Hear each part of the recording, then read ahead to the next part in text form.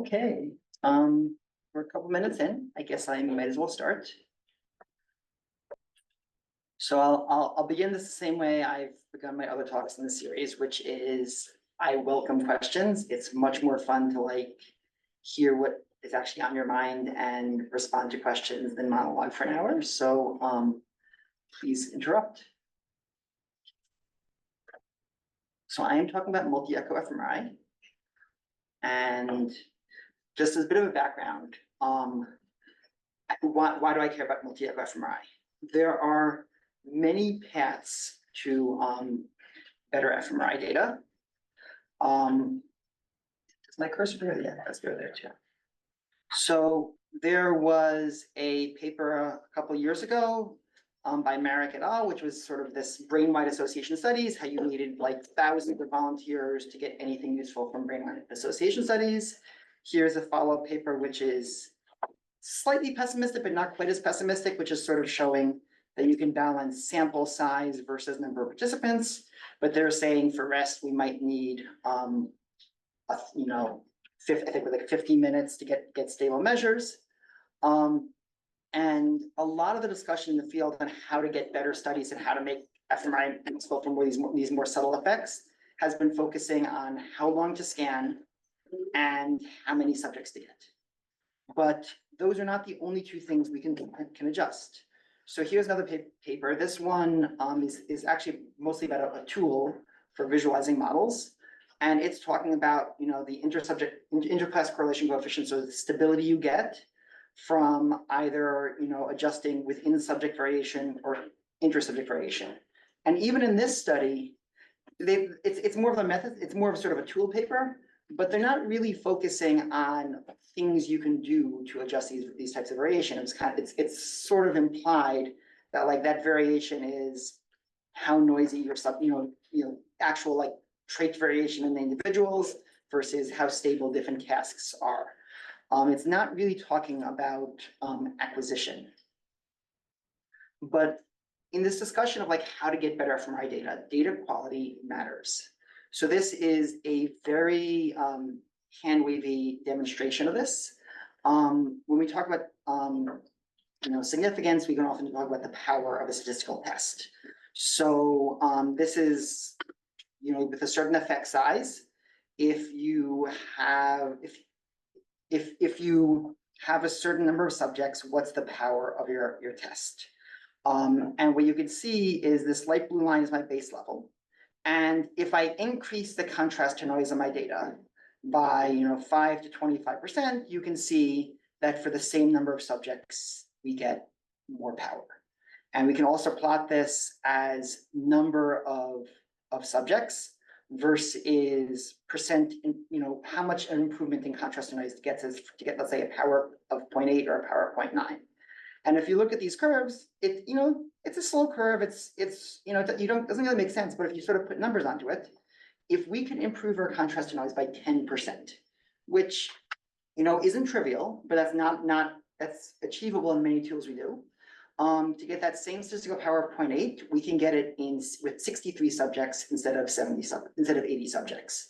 And if you say every subject is $1,000 of MRI time plus volunteer time plus all that other stuff, we're talking about 5 or 6 figures of costs that we're saving plus volunteer time and all this other stuff. So even small changes in how we collect data, a 10% improvement here, a 10% improvement here could radically shift what fMRI can do.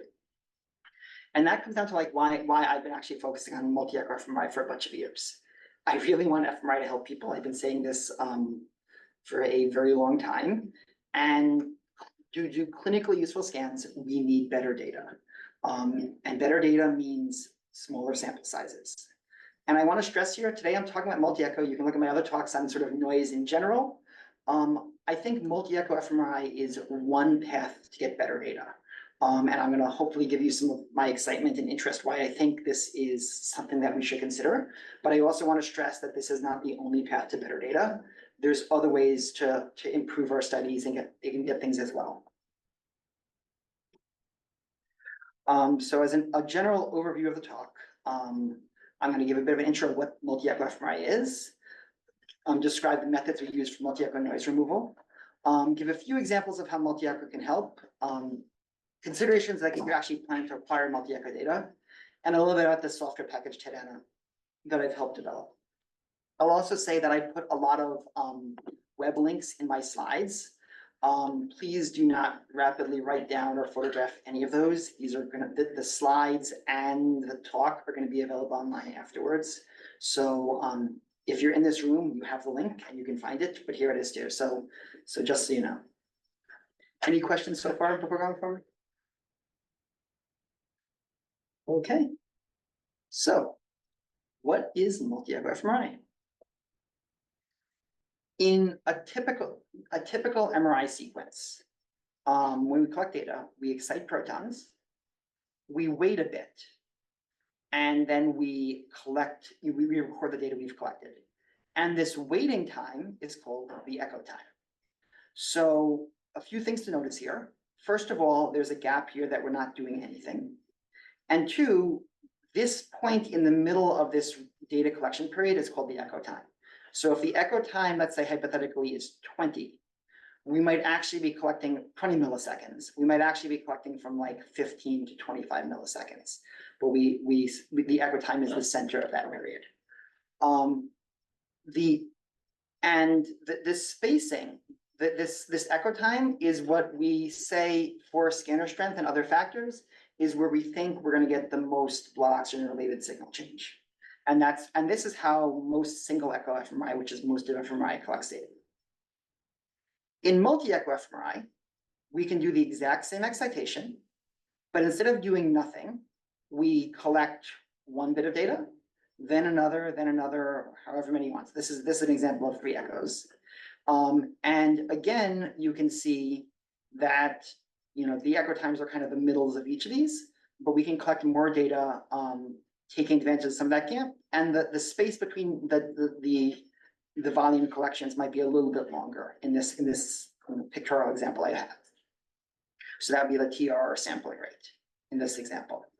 So what does this look like in practice?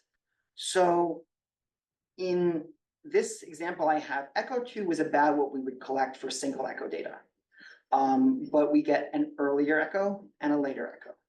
So just visually, what you can see, my cursor is, yeah, it is up there too, is if you look as the echoes get later, you're going to see a little bit more gray-white contrast. So you see a bit more of the sulci here and gyri. The skull drops away. And the other thing you'll notice is that dropout gets worse. So the longer your echo is, the more artifacts like dropout happen. And that's actually both a good and a bad thing because the dropout is partially caused by T2 star signal, which is the exact stuff we're measuring. So so one of the reasons we always have this this fight in fMRI is if you're waiting enough to get T2 star signal, you're also waiting enough to have dropout get created. So one advantage of collecting this first echo is you actually get a little bit less dropout here. The other thing that the reason multi-echo fMRI can be useful is it gives us a little bit more data.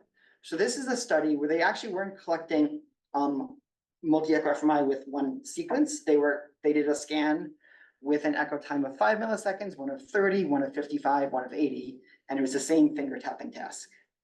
And what you can see is for the exact same task, as the echo gets bigger, the response to finger tapping in the exact same area gets larger and larger, and then it kind of starts shrinking again. So we see a pattern of response magnitude change with echo time. And I'll get to why that's useful. So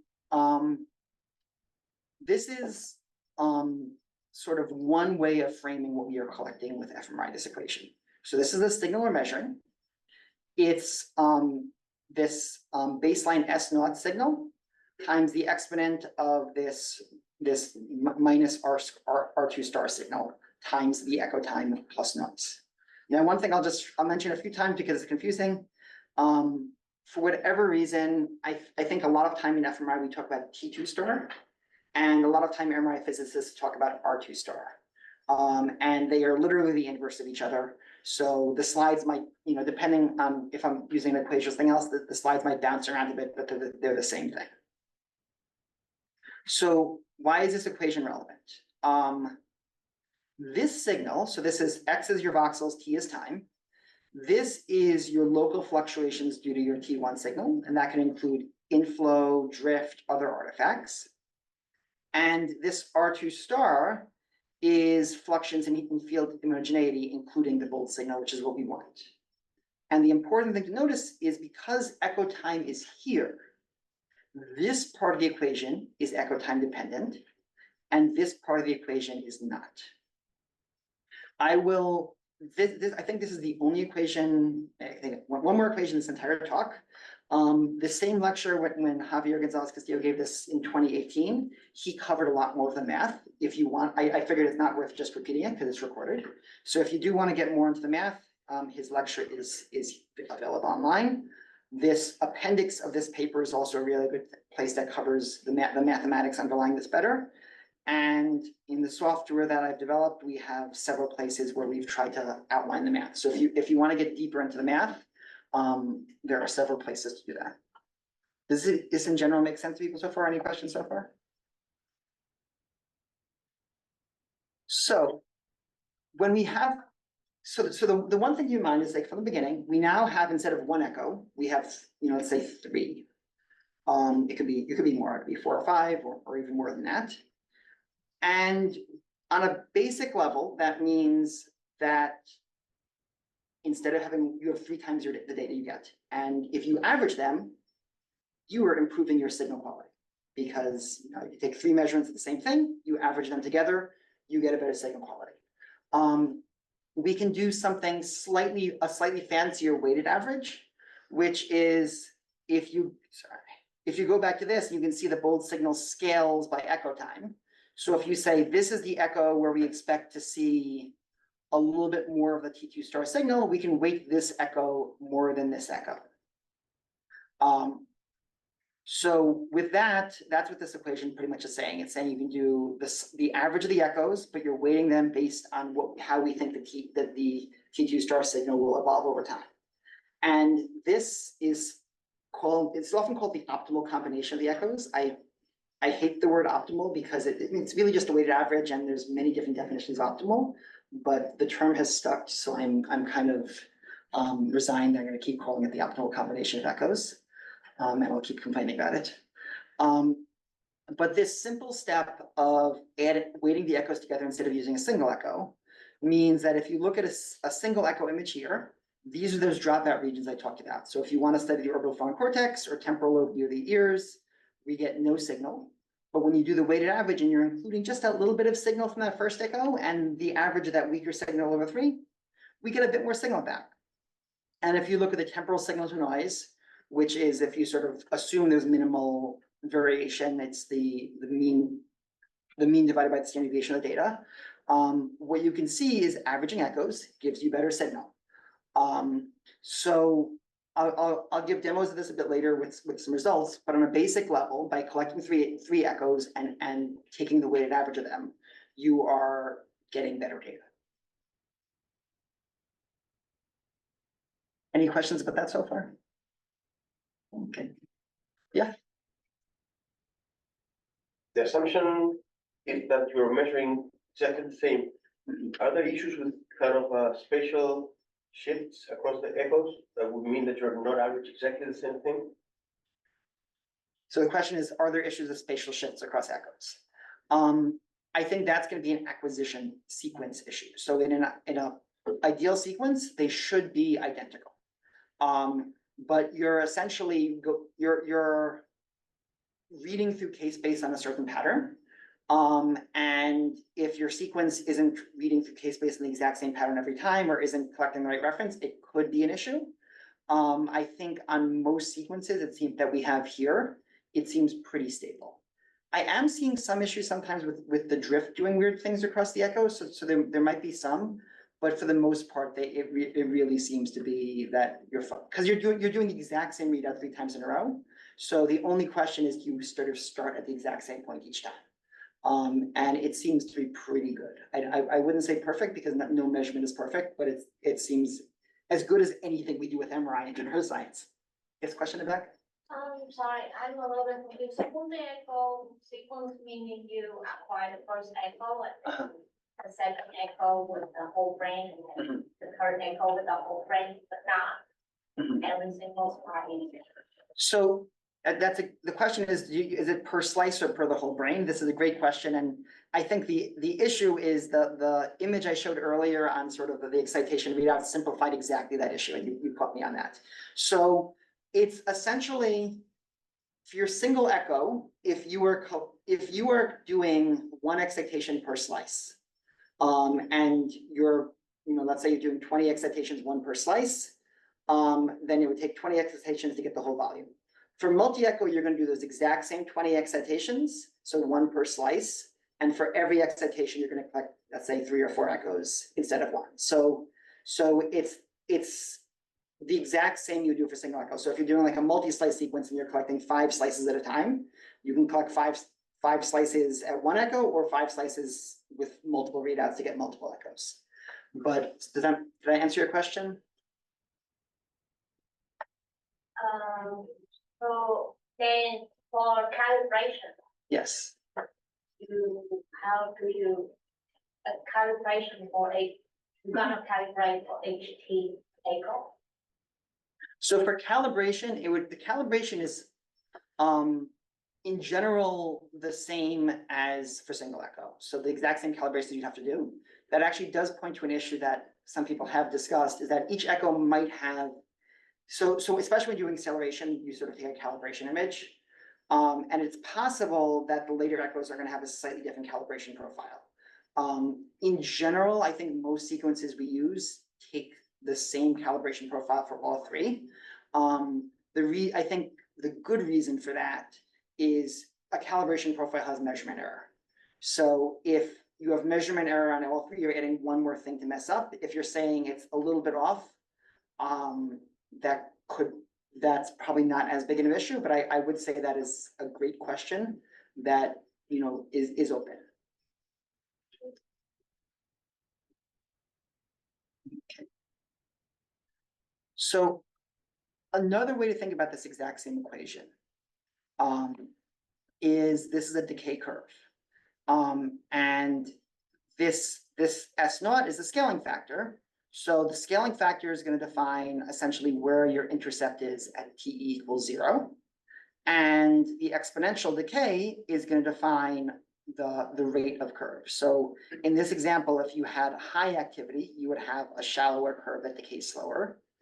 And low activity, it would decay a little bit faster. So what does that look, what does that look like in practice? I kind of showed this before, but if we look at 2 voxels, this is a voxel in task where I don't expect significant bold activity. And here's a voxel where I do. So this is I think a flashing checkerboard with 5 responses. And the first thing you'll notice is as we go from echo 1 to echo 2 to echo 3, the raw signal magnitude drops. So, if the first echo, and I can't really read the small numbers here, the first echo is around 5,000, the second echo might be around 3,000, the third echo is around 1,000. I'm making up numbers here. But that overall drop always happens. But if you get rid of that overall drop, what you can see is the signal we're getting at the very edge of the brain here is essentially scaled the exact same way across echoes.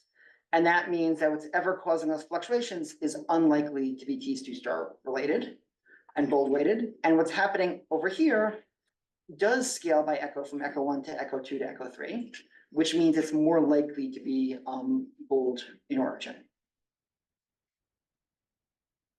And I've kind of have said this a few times, but just to sort of give you a sense what these 2 signals are. When we talk about these S0 changes over time, that includes things like head motions, slow signal drift, overt speed, crawl speed head motion, phase shifts in our data, which could be chest move caused by rest chest movement, and most artifacts that are like from the scanner itself.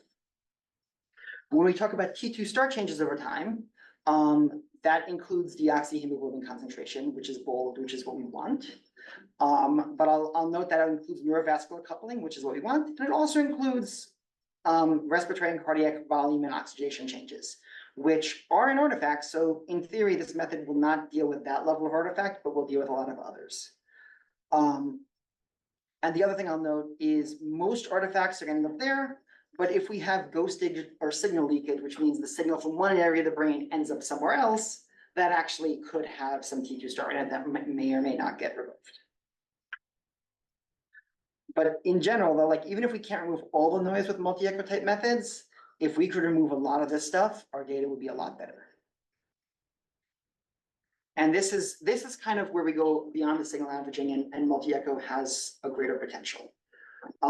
It gives us the possibility to distinguish this S naught from T2 star signal. So if you look at this visualization, we're going across time on this top plot, and this is kind of, you know, just our signal change across time. If you look at the decay curves, some of this signal might be T2. So you see how the intercept is changing here. So that's your S naught signal. And the curve, the decay curve is changing also over time. So having both these things changing, but if you're getting a measure at a single echo time, there's no way you can distinguish those two signals. But if you're collecting multiple echoes, you actually have two curves to fit. So you have one curve, so you can actually see if these curves are arcing to a different intercept or arcing to a different decay rate. And pretty much all advanced multi-echo noise removal methods are taking advantage of this fact. And I think this is also what distinguishes multi-echo fMRI from a lot of other denoising methods. We have an additional bit of empirical data that is directly related to what we want to see, which is T2 star signal, that lets us directly signal it. So there's a lot of other noise methods, some of them good, where you're looking for, you know, spatial patterns of what we expect an artifact to look like. We're comparing it to respiratory and cardiac noise. There's all this other stuff. And some of those can be integrated with this method, with multi-echo methods. But at the core, they're not looking at what we actually care about, which is are what we seeing, is it T2 star decay or is it not T2 star decay? And that I think is why multi-echo has, you know, a lot of potential. Yes? You mentioned that the S naught signal could be corrupted by motion, Yes. and that the T2. I guess I don't understand why if the subject moved during the fourth echo time. Yeah. That and misaligned, like their head, Yeah. like the voxels are now in a different place. Okay. Wouldn't that not affect the T2 star signal? So the question is, if the head moves as we're collecting the echoes, is that going to affect the T2 star signal? I think the short answer is the time from your first to last echo is like 50 milliseconds or less. So the assumption is if someone's trying to keep their head still, that motion is happening on a faster time scale than 50 milliseconds. But that's an assumption, and like all assumptions, it's a little bit wrong. So I think if someone, you know, if someone really jerks their head, then absolutely it's going to cause a difference between the echoes as we collect them. But I think that's going to be a smaller variable than a lot of other stuff. That doesn't mean it's zero, but it's definitely I think it's a good assumption, but a wrong assumption, if that makes sense.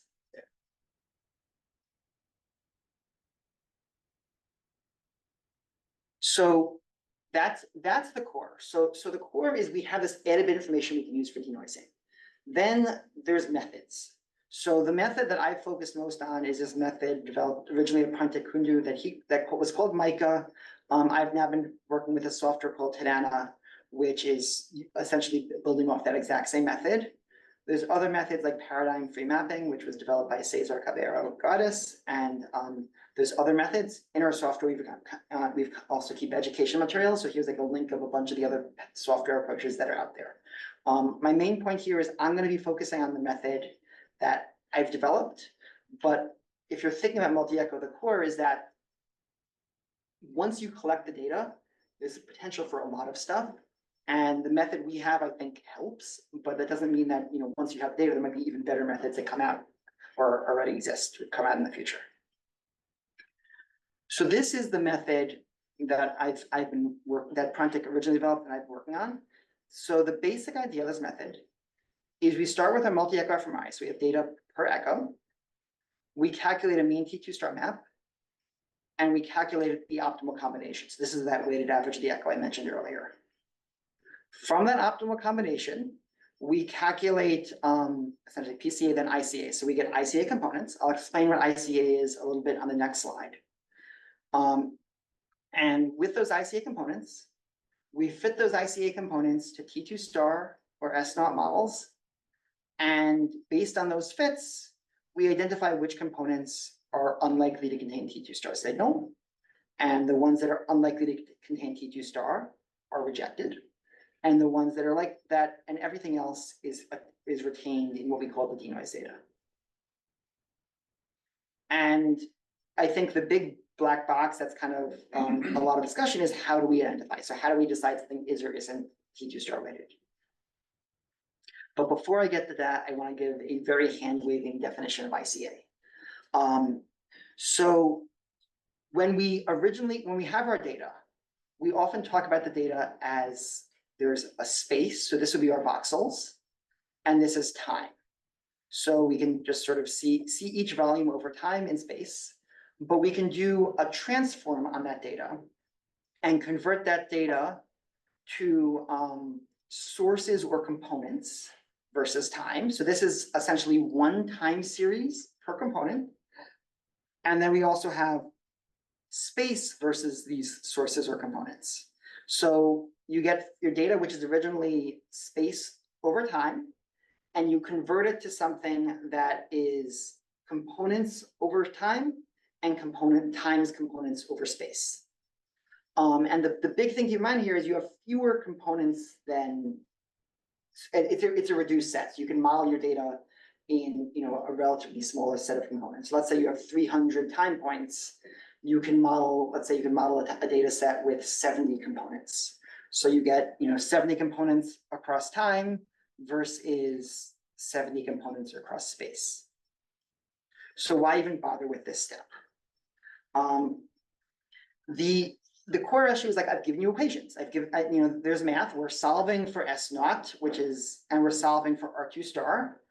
So we have an equation. We're solving for two variables, and let's say we have 3 to 4 to 5 echoes, and fMRI data is noisy. So we can solve this equation for every single voxel at every single time point, but it's going to be very noisy. So you could just say solve for T2 star at every time point and I'm done, but that's going to be extremely noisy. So one way I think of ICA in this condition is it's sort of an intelligent targeted signal averaging.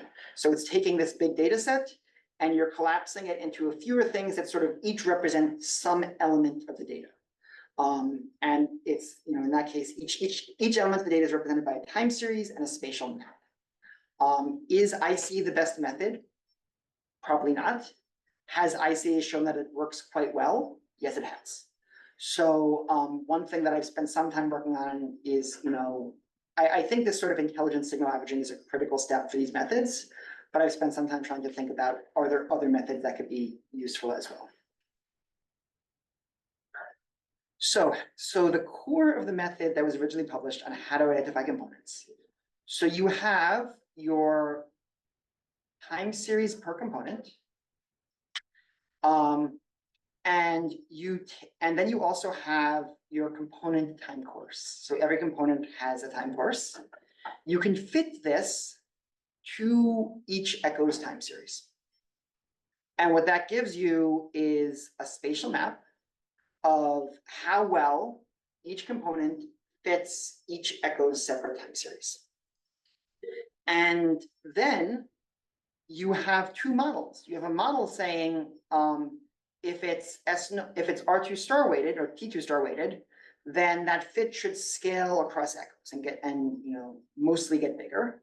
If it's S0 weighting, that fit should be pretty flat across echoes. And the way this looks on this map is here's our ICA component time series. Here is an IC component's weight map. These are the fit to the R2 star or T2 star model for this component. These are the fit to the S0 model for this component. And if you literally take this map And this map, and you take the weighted, you essentially multiply them together and take the sum. So it's the weighted sum of these maps. You get one measure. And if you take the weighted sum of these maps, you get another measure. So for reasons that I'm not quite sure, Prontic decided to call the fit to the T2 star kappa and the fit to the S naught rho. So in this case, you can see the spatial map fit, looks very similar to the fit to the R2 star model, and it does not look that similar to the fit to the S naught model. So we have a high kappa value and a low rho value. Here is another component from that same data set. Here is our ICA component weight map. So just looking at it, it kind of looks like an edge artifact or a motion artifact because it's brightest on the side of the head. You can fit it to the R star model and it kind of doesn't, the weighted average of this isn't quite as high. And you can see the fit to the S naught model also has that edge, so it's higher. So in this case, kappa is 32 and rho is 81. So this component is more likely to be noise-based. Does that make sense so far? Any questions?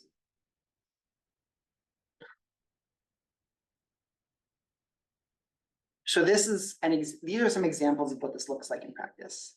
So we can take those row values and just make a plot, just across all the components.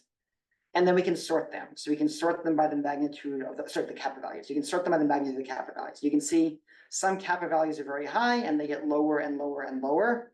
And sometimes you'll see this elbow where they kind of like the curve bends. And if you look at this is an example of components with very high kappa values. And you can see just by looking at them, they kind of look what we'd expect brain maps to look like. They're blobs in cortex, they're mostly in gray matter, they're following sulcal boundaries, they kind of look like you would expect, and the time series kind of look like what you might expect an fMRI time series to look at sort of frequency-wise and pattern-wise. And the other thing here is like saying there's, across a bunch of subjects, the elbow is not always as clean, you can see here, but there's usually some point where that gets decreasing, and then it gets flat at some point. So this is an example of retained components. Here's the exact same plot with rejected components. So now instead of sorting by kappa, we're sorting by rho, and we're looking at stuff down here. And if you look at the components with high rho and low kappa, this is sort of a ring around the edge of the brain. This is a sinus. This is something back in the brain with high frequency. We see a big motion spike on the edge of the brain here. This is very high frequency. So if you think about other fMRI methods, we can sort for high frequency, we can sort for activity on the edges of the brain, but those are sort of proxies for what we want to see. In this case, we're actively looking at, does this fit a model that is unlikely to be T2 star?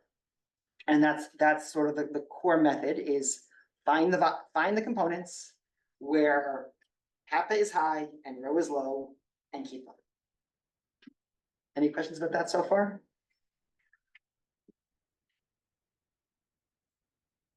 And I'll also show, this is just sort of another example of what this looks like. What I'm showing you here is with Tadana, we have an interactive report. So whenever you run the data, you can explore this yourself on your own data sets. So as this is going through, the red components are the rejected ones, the green ones are the accepted ones. We have a scatter plot that shows kappa versus rho. So things down here are more likely to be accepted. We have those two sort of curves and we can see the time series and the frequency plot. So as it's going around, you can sort of see the red ones are linear drift. That's also a linear drift. We have an artifact that's high frequency. And if you go to the green ones, we're going to see a bit more of things that look a little bit more bold-like, depending on how long I wait for this. And if you want to actually explore this exact same data set yourself, the link is at the bottom so you can explore this yourself. So I also want to note, because this has confused many people over the years. So the explanation I just gave you is the main message in some of the early papers on what the denoising method does. The actual process is a bit more quirky. So the original explanation is you find those elbows, you take the values that kappa is above the elbow, and rho is below its elbow of those curves, and that's how you decide what to keep or reject.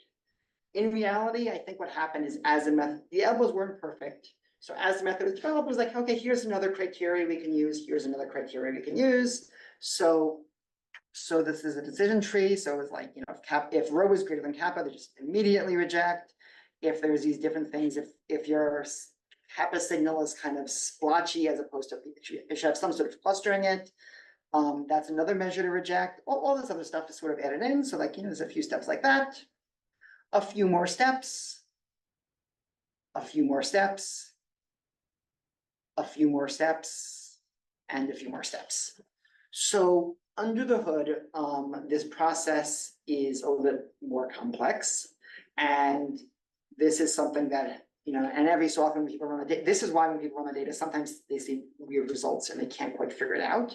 And this is also the main reason, I'm gonna explain this sort of in a nice positive spin about this. Deciding what to accept and reject is not a solved problem. I think one of the real positive of this is you look at that absolute mess of a decision tree and you go, I don't want to use that. But the fact is a lot of people have used it and it seems to, on well more than average, it makes your data better. So if that mess makes your data better, if we think about it and work harder and make something cleaner and more coherent, it's going to make your data even more stably better. So the positive spin is that thing works in a lot of the time. So there's a lot of room for more people to innovate. So if you're sort of a methods bent, if you have more of a methods bent, I think there's a lot of opportunities. And the other thing I'll mention is that tree has been the bane of my existence for a while.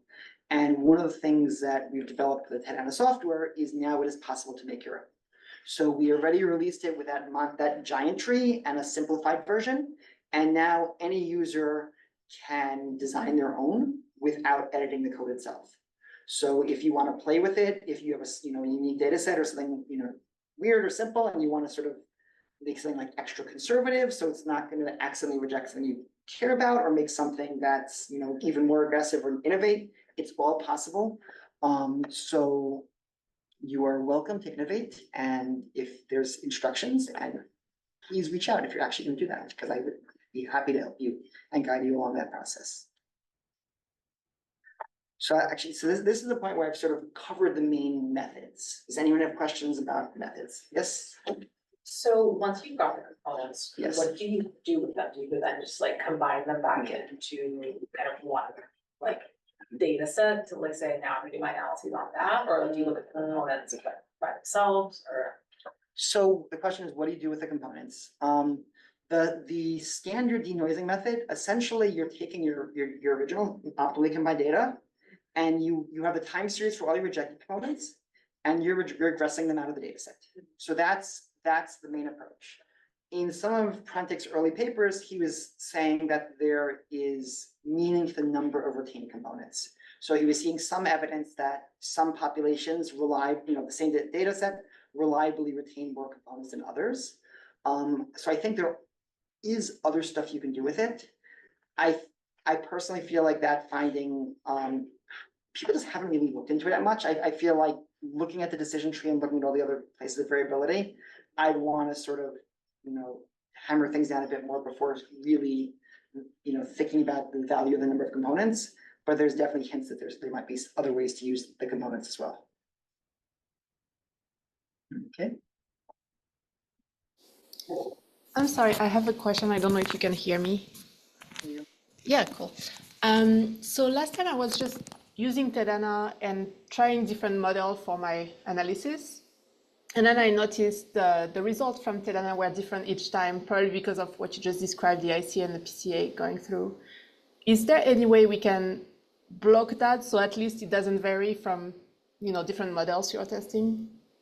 So the analysis actually should be, so the code itself, if you run the exact same thing with the exact same Python environment, it should give you the same result every time, because the one step that's random is ICA, the ICA step requires an initial seed. And we fixed that seed so it's constant. You can change the seed, but it is fixed. So every time you run it, it should be identical. That said, different updates to Python software and modules and hardware has the potential to make changes. So that is a possibility. But, besides like sort of rounding errors, if you run the code and you run the code again on the exact same data set, it should be the same. And if it's not, please speak to me. Okay, I'll try again then. Thank you.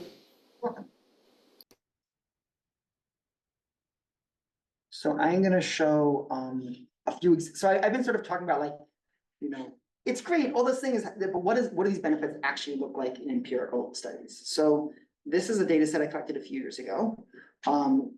We had 2 volunteers, each came in for 9 sessions.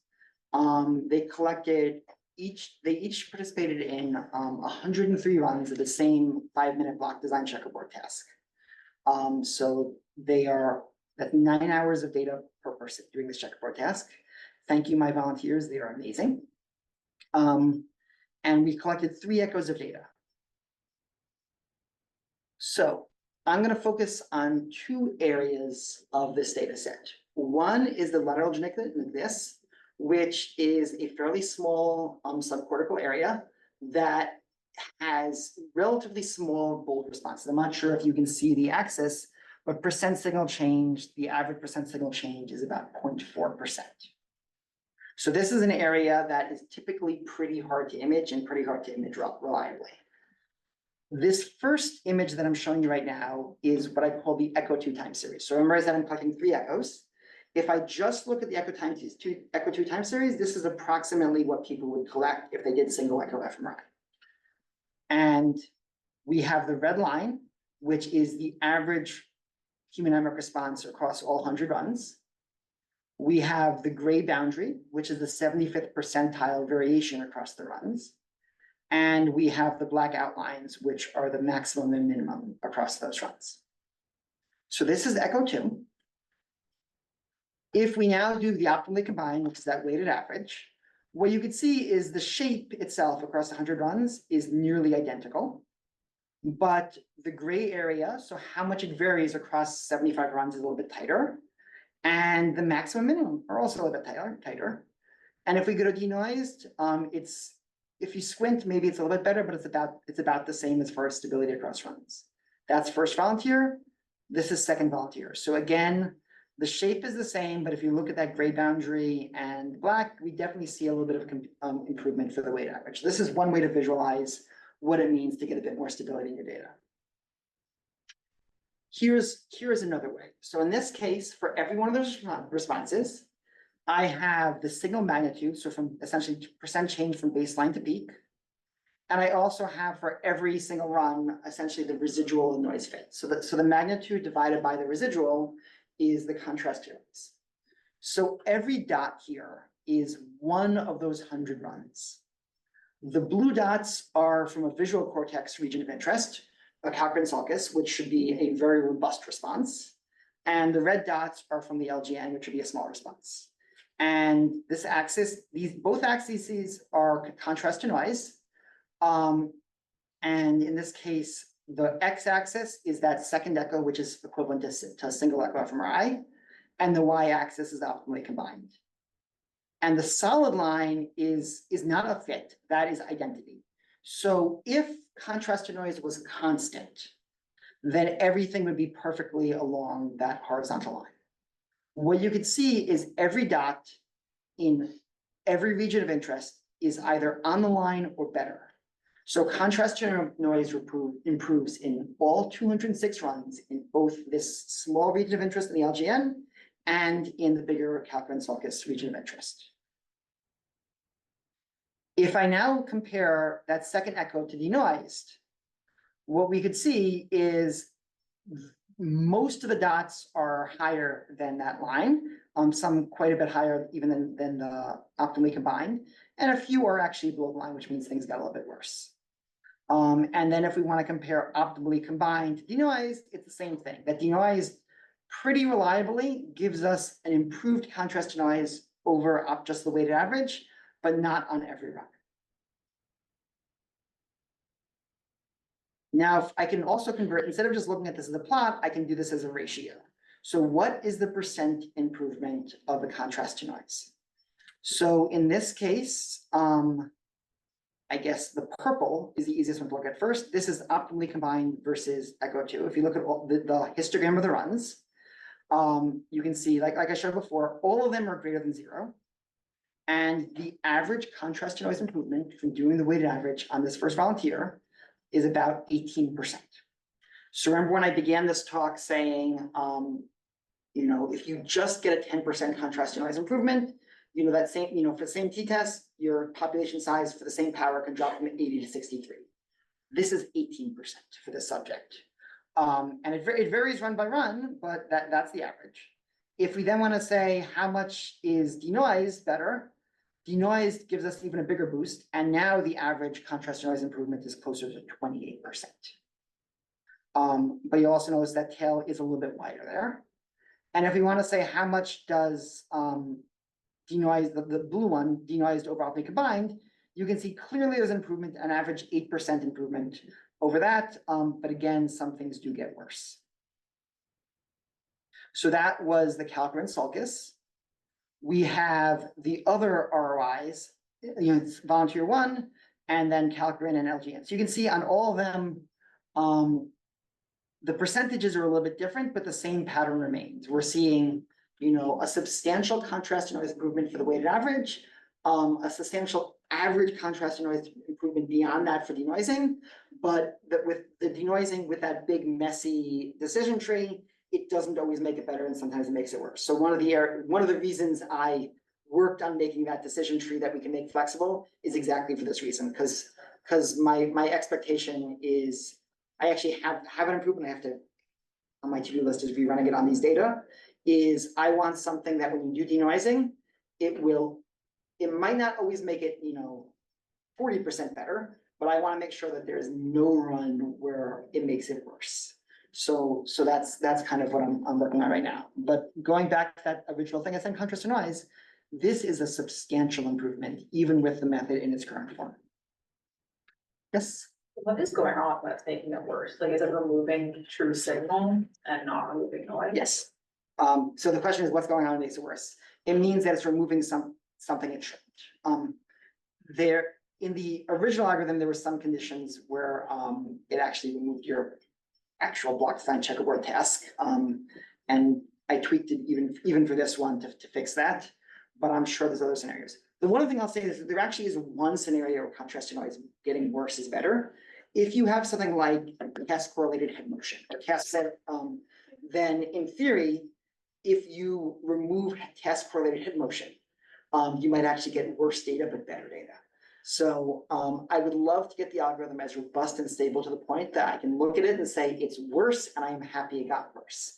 But I don't think things are stable enough to claim that yet.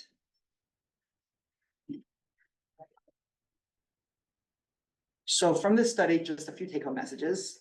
This optimal combination reliably improves noise over single echo. Denoising can be similar, much better, or slightly worse than optimal combination. And there's definitely more to understand. So I don't want to present this method as a solved thing, both because I think I want people to get interested in improvements, and because I don't want to sort of overhype it beyond what it is. And if you're using denoising, definitely use it. But the reason we have those interactive reports is to make it easy for you to figure out if something did go wrong. I will also note for this specific data set, there are some limits. These were amazing volunteers. They moved less than 1 millimeters in over 100 runs each. The scanner is really robust and stable. And that makes it a bit of a quirky data set, but on the flip side, this is best case scenario. So if I'm seeing these improvements on like almost no head motion and really stable scanners, it's possible that things are better when you don't have those factors.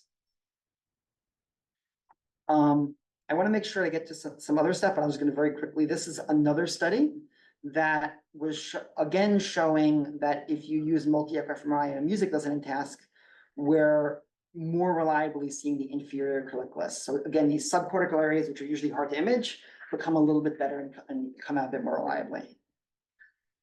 I do want to mention this study by Charles Lynch, because I feel like multi-echo fMRI was kind of hovering around for a while.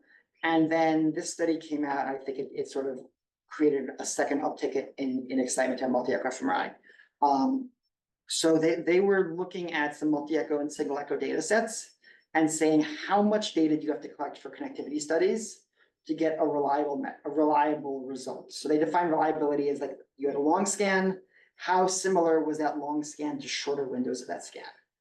And what they showed was this denoise method made it a lot better. And they had this one sentence there, which is, in these 4 densely sampled people, just 10 minutes of multi-echo data, you have better test reliability than 30 minutes of single echo data in independent data sets. And I think a lot of people saw that and went, whoa, let's give this some consideration. I will say, I think that feels a little bit too amazing for me, and I'm working on this, so I don't know if I believe that, but that is their data. So again, like, I think there's a lot to be excited about, but maybe that's I would not be surprised if that finding does not hold up on multiple replications, but it's gonna be an improvement, and it's gonna be a substantive improvement. And especially after that, there's been a lot more studies that just kind of are collecting multi-echo data. So these are a bunch of shared data sets with very large ones. I know about 3 or 4 more that are also in the pipeline that people are collecting for. So it's definitely building up an interest. I do want to make sure I save, any questions so far? I do want to make sure I talk about acquisition for a little bit. A lot of people come to me as like, well, do I want to collect multi-echo fMRI or a short TR? And I don't think that is the right question. I think the best question is, how many echoes do I want to collect for how short of a TR? So it's you always think of all your parameters as a balance. So I think I talked about this in my first lecture on designing a study. You know, voxel size, speed, accuracy, distortion, they all fit together. So if you think of single echo, this was that same figure I showed earlier. And let's say this is your TR. If I change nothing and I do 3 echoes, our TR is longer. But if I do a faster readout, so that the amount of time it takes to reach these readouts is a little bit shorter, then the difference in TR from single echo to multi-echo is much less. So what do I mean by faster readout? It could be a lot of things. You increase your in-slice acceleration, you get more voxels for the same field of view. You decrease your number of slices, or you increase your multi-band acceleration. So there's a bunch of different things you can play that mean that you're collecting your data a little bit faster. And the goal is to optimize all your parameters, not just sort of think of one. So what does that mean in practice? So this is some data I collected on scan parameters on one of our 3T scanners. So I have multi-slice accelerations, so how many slices we collect at the same time. So there's 1, 2, 3, 4. I have in-slice acceleration, so how much do we speed up or within slice at 1, 2, 3, and 4? And how many echoes do we want to collect? So if we wanted to collect 4 echoes with no in-slice and no multi-slice acceleration, to get a full volume of the brain takes about 7 seconds. But let's say we wanted to collect 1 echo at a 2-second TR, then you can do it with an in-slice acceleration of 2 seconds with these other parameters. Now I'm kind of filling this out to show you everything. But what I would say in general is, for in-slice acceleration of 2, if you want to go from 3 to 1 echoes, it's about a 40 to 50% increase in your TR, or decrease in slice, or other factor. If you're already using in-slice acceleration of 3, it's going to be about a 14% increase of your TR, which is not that huge. And if you want to do in-slice acceleration, if you're already doing in-slice acceleration of 4, actually it's free. You essentially have a lot of dead scanner time that you're wasting by not doing multi-echo. But it also means if you increase acceleration. So if you wanted to go exact same sequence, except instead of in-slice acceleration of 2, you go to 3. Sorry, that's multi-slice. If you're going from multi-slice 2 to 3, your TR stays the same. I think I had another line here too. Yeah, there it is. So if you wanted to go from in-slice 2 to 3, your TR stays the same. If you wanted to go multi-slice from 2 to 3, your TR stays the same. So there's a bunch of different parameters that you can tweak. I would say, in thinking of acquisition, you have all these things that balance: acceleration, voxel size, number of slices, and your TR. So if you add the acceleration, remember I said that weighted average, that's almost complete. So if you're collecting 3 times as much data with, 1 factor of acceleration increased, that actually almost balances out your SNR if that gives you a bit of improvement. So just that, the optimal combination balances out. There's more guidance on how to collect multi-echo data here. The one thing I'll mention though is like, there are studies that are really pushing what we can do with a scanner. So super high resolution, super fast. And in those cases, like multi-echo might not be where you're going to prioritize. But I would say at least now, 90% of fMRI studies, they're getting 2 to 3 millimeter voxels, something around a 1.5 to 2 second DR. And it is very possible to balance out your parameters to get multi-echo in those types of studies. One other thing I just wanted to very quickly mention is what I've been talking about is a sort of a standard multi-echo sequence. There's this newer sequence called echoplanar time resolved imaging, which is a different way to acquire our data through K-space. I'm going to give the super hand-wavy version, which is you're kind of spanning K-space in acquisition, sort of little bits of different K-space every short bit of time, and that means that with a running average, you can reconstruct very low distortion data. And one of the advantages of this approach is you can sort of do a sliding window multiple echo time. So this is a recent preprint that shows you can get in one data set echo times from 2.9 to 60, you can get 122 different echo times from 2.9 to 62 milliseconds. So you get essentially the entire decay curve. The one thing to note here is because of this sort of sliding average, these aren't independent. So like the echo time of 13.7 milliseconds might actually be including identical data to 5 or 6 echoes on each side of it. So there's definitely some overlap, but right now we just have these independent measures, and this would let us get sort of a smoother curve. So there might be some mathematical things we'd have to adjust to account for this dependence across echoes, but there might be some huge benefits of actually getting a curve that we could sample. The very last thing I want to just cover in a few slides is I've talked about the software I made that I've been part of. It is a big community. We started this in 2018. It's the processing code to run analyses.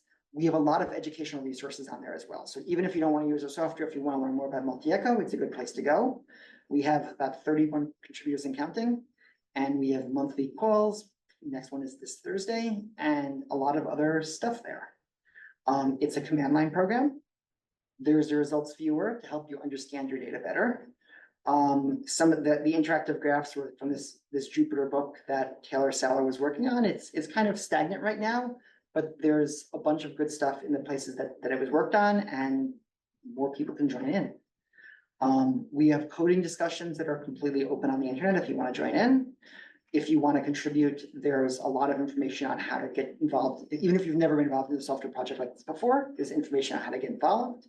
And if you're just an end user, we actively monitor Neurostars for questions about the software. And that is about it. That's a quick end to the talk to end by 3.